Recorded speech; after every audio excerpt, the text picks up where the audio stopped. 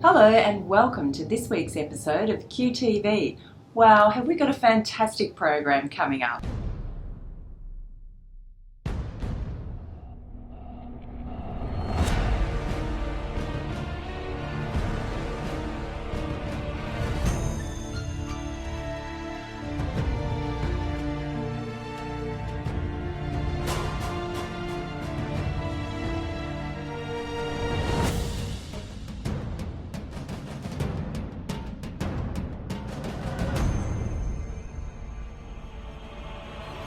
We'll be chatting with multicultural advocate Budi Sudarto and finding out about his life in Melbourne and back home in Indonesia. We'll be heading up to the freshest hills of Daylesford to find out what's been going on at this year's Daylesford Chillout Festival. Fiona Newton and Beck Dahl from Chicks Talkin' Footy talk about the AFLW Pride match. And we delve into the past and meet Elphinstone Dick, who was a celebrity athlete and swimmer in the 19th century, organising many women's competitions. She also opened an all-women's gymnasium. I'm heavily involved in AGMC, so that's the Australian GLBTIQ Multicultural Council, advocating for us who identify as part of the LGBTIQ plus communities and also coming from culturally and religiously diverse communities. The primary aim is still about celebration of identities. There's still a lot of misunderstanding about what being gay is, what being a Muslim is, and when you combine those two together, then you got this ball of interest and confusion as well. So, you know, when I told my gay friends, my bestest friends knew from day one, but when I became friends with people and I told them, look, you know, I'm a Muslim, some of them, what happened in the past was some of them actually reacted not badly, but they were a little bit taken back and started questioning me about my faith. Not in a curious way, but started questioning me about why do I want to keep a faith that is not LGBTI friendly. I was born in Indonesia. I lived in a small country town. My dad was working in a steel company, so we were living in an estate. So all the workers lived there. We all went to the same school. We all went to the same social functions. The school's out, get the bike out, and we just went wherever we felt like. Went around to a friend's house, stayed over until dinner time. My parents kind of tried to get me and my brother to do some sports, but we are just not sports people. But I enjoyed swimming, so we used to go swimming once a week. Some weekends we actually went to the beach, and the company has a beach house there. Because we're a Muslim family, so we do Ramadan and we celebrate Eid at the end of Ramadan. We must have the rice cake, the ketupat. You must have the white chicken curry, opor ayam. You must have the braised tongue with sweet soy sauce. You must have all of that component. So I keep going back as much as I can once a year, just to be with family around that time. I had to learn quite a lot of things very quickly, just being in the different environment.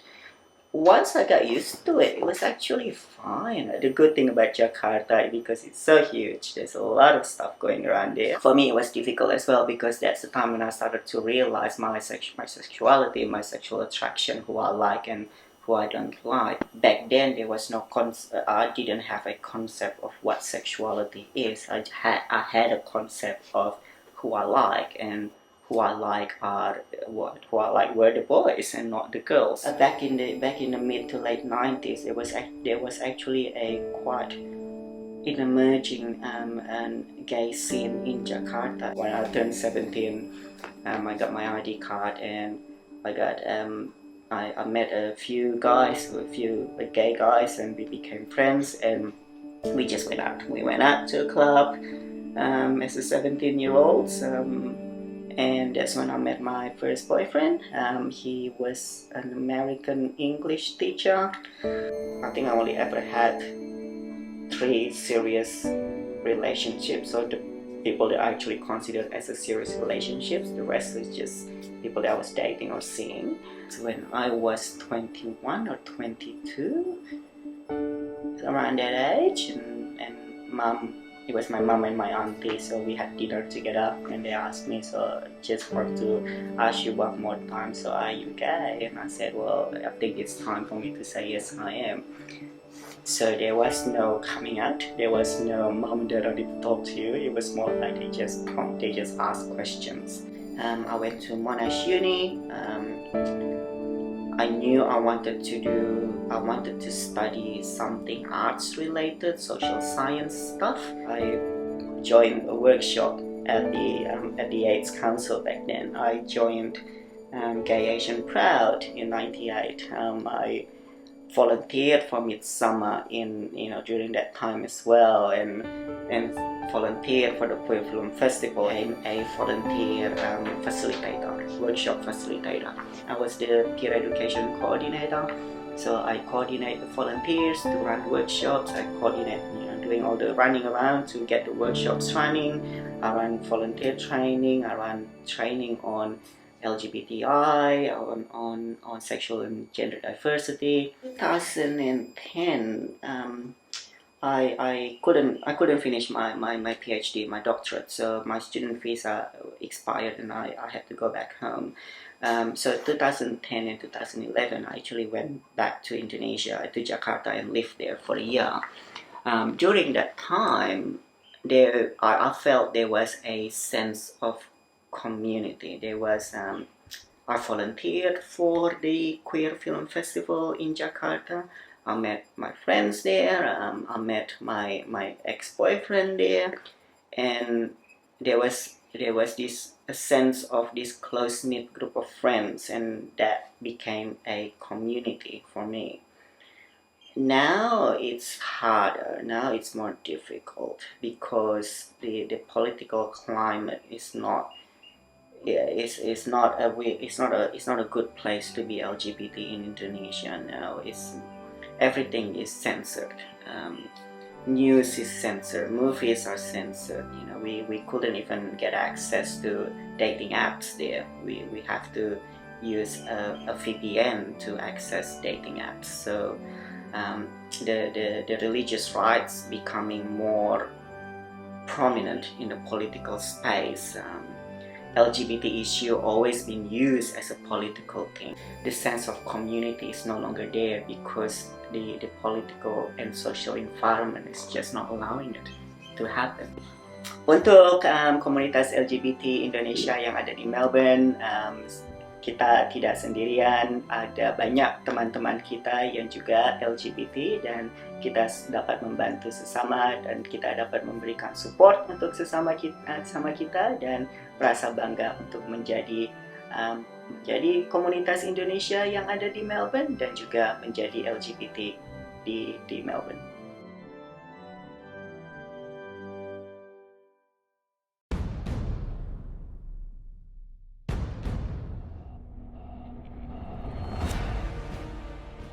Coming up now, we're going to take you all the way to the countryside for a little bit of chill out at Daylesford this year. Let's take a look at this. 22 years of Chillout have occurred in Daylesford.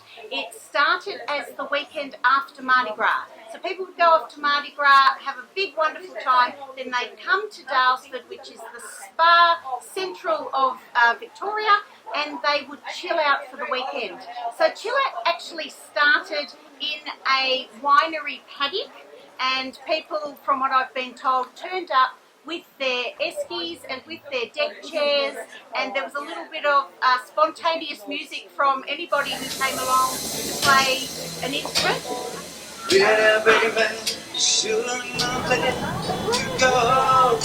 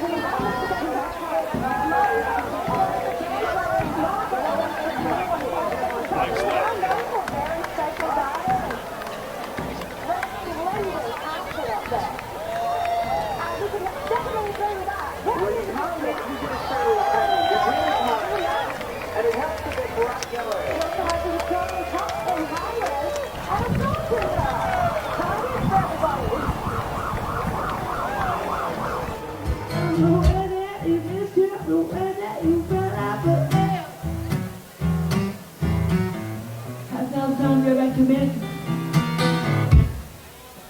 It's a little bit of it, if I'm honest.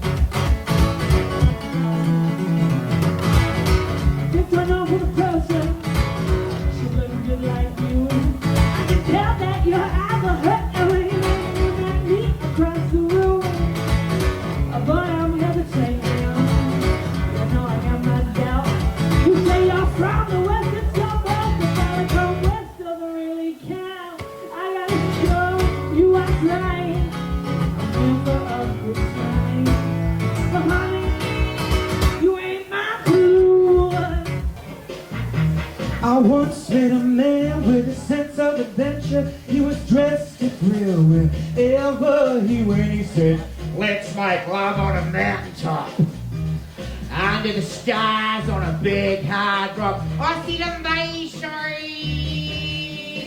I don't think so. I said, "Honey, let's do it here."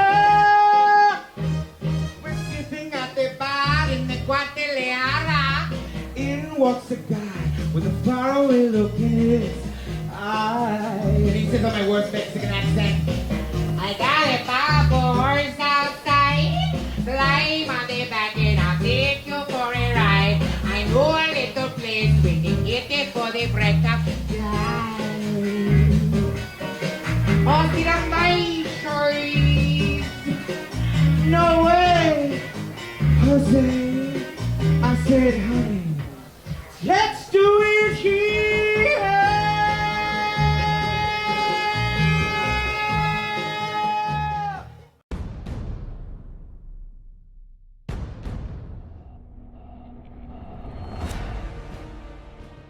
Coming up next, Beck Dull and Fiona Newton talk with Magga and Taz from Joy 94.9's Saturday Magazine. Then we'll take a look back in time and meet Elphinstone Dick, a celebrity athlete and swimmer who started an all-women's gymnasium. AFLW Pride game down at Whitten Oval. And in Footscray. In Footscray. And it's between the Bulldogs and Carlton. And the Chicks, of course, are hosting the live broadcast right here on Joy. That's awesome. So, That's and I brought Boundary Beck in, our boundary reporter. That's right. It's a very important role I play on the day. Last year I gave reports from the hot dog stand. I gave a report when the bar ran out of beer. And it's a crisis. A lot about hairstyles of the ladies playing football. One of my favourite things. Well, they are all incredibly important issues to cover. I think so. And to be honest, I'm glad they're finally being recognised. I mean, if you want to cause a riot, make sure the beer runs out. Yeah. That's what I say. Our show started the year before AFLW. Well, we launched in 2016, and that year was the first year that the AFL had a Pride game. So we were part of the live broadcast down there at Etihad Stadium between Sydney and the Swans. That was a really emotional night, being able to see rainbow 50-metre lines and the players playing with Pride Guernseys and our community being celebrated on the football field for the first ever time was quite significant. And then that year also, the AFLW was announced. Yes. So it was just kind of like we came and jumped in on this wave that was happening. And No, you caused No. You were part of the You had a lot to do with causing the wave. Yeah. Well, don't underestimate that. Don't underestimate we read the wave. We rode the wave. We were in the wave. We're in the wave. But look, it's been a Push the massive wave. thing. Push the wave. And to the best of our knowledge, we're the first all-female team to actually call a game with this AFLW game. So that's no small feat. For premiership points. For Yeah. AFL premiership points, yeah. Wow. So, you know, there's a lot, but it's exciting, and the Pride Game's really exciting. It's really important, and the AFL Pride Game's wonderful in its own way. But I think the AFLW Pride Game has an extra sense of I don't even know what the word is, importance, I guess, because there are so many women playing the game who are out, whereas we don't have any out men in the AFL competition. So I think the players, my sense of it is that they have a real personal connection to the game, which makes it really important as well.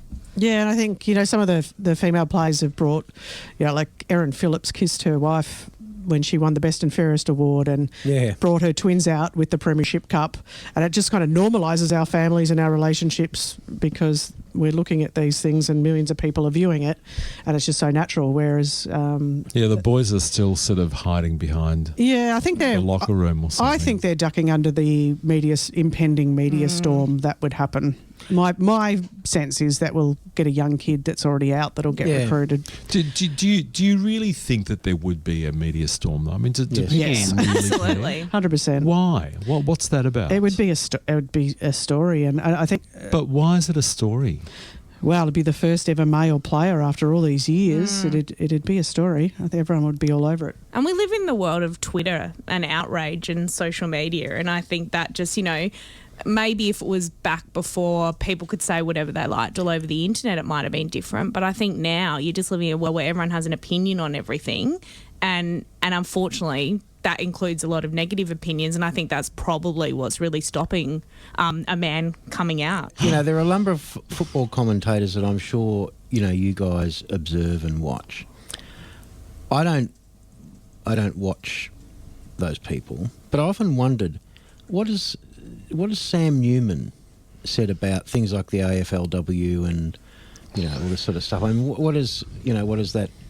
And do we really care? That leading light of the troglodytes. Well, an interesting thing happened with Sam Newman just the week before last. He put out a video online dressed up as a woman, mocking transgender players, and it did cause a huge backlash to the point that they've taken the podcast down.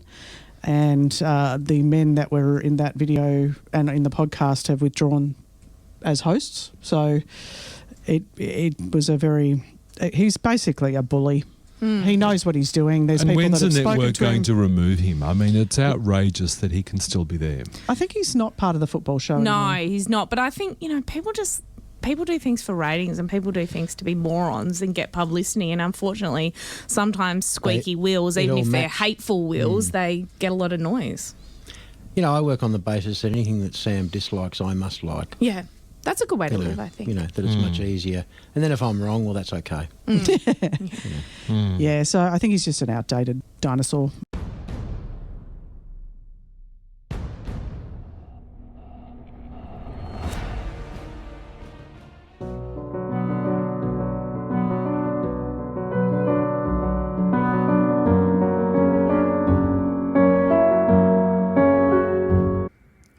Harriet Elphinstone Dick came to Australia in 1876 with her companion, Miss Alice Moon. Harriet had been a swimming teacher in Brighton in England. In Melbourne she continued this at Hegarty's Baths, St Kilda. But she took to competing and performing feats at ladies' swimming carnivals, which were becoming more popular at the time. As a result of all this, she became quite the celebrity. She was featured in the illustrated Australasian Sketcher, which circulated internationally, and there were even postcards made celebrating her life and work and achievements. These were the days when women wore heavy, woolen, full-covering costumes, so her achievements were even more remarkable. But it's not surprising that she retired from this in 1881, when she was in her 30s. After she retired, she established a ladies' gymnasium in the city, in partnership with Miss Moon. It was in several locations, but it finally settled in the Victoria building, where the old city square is now.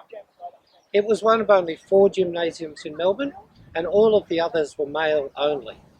Hers was for ladies only.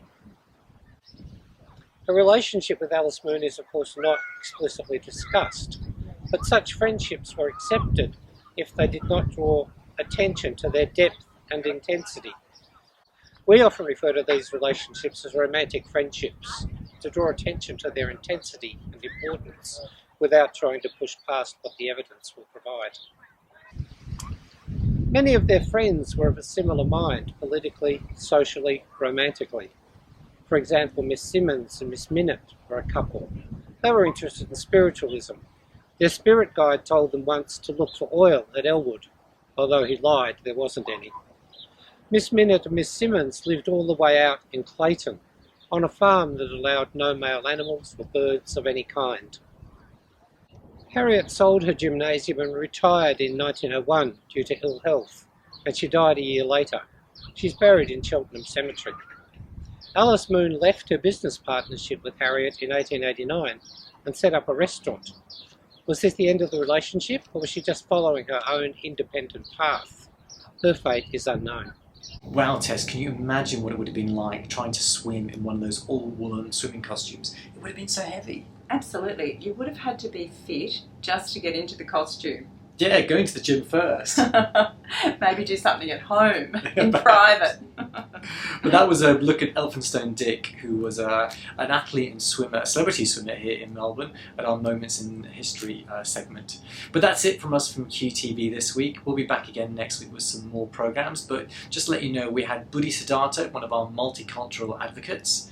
We went to the countryside at Daylesford and had a quick look at this year's Chillout, and we spoke to Chicks Talking Footy, Beck and Fiona, who are on Saturday Magazine with Mac and Tess. But that's it from us this week. There'll be more QTV next week. From Tess and myself, good evening. Now it's time to go back to America.